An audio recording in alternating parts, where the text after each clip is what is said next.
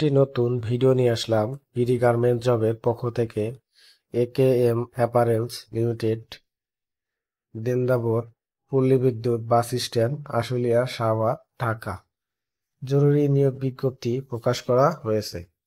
Operator 10 জন, helper 10 জন, quality inspector 7 জন, Ironman 5 জন।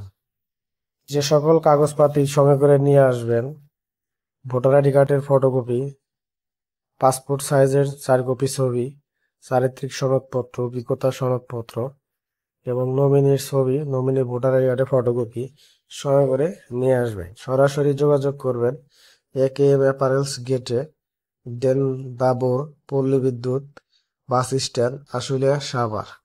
কেউ আর্থিক লেনদেন করবেন না। আর্থিক লেনদেন থেকে সবাই দূরে থাকবেন। অবশ্যই যদি ভিডিওটি ভালো লাগে, বিডি গার্মেন্টস জব চ্যানেলটি সাবস্ক্রাইব করুন।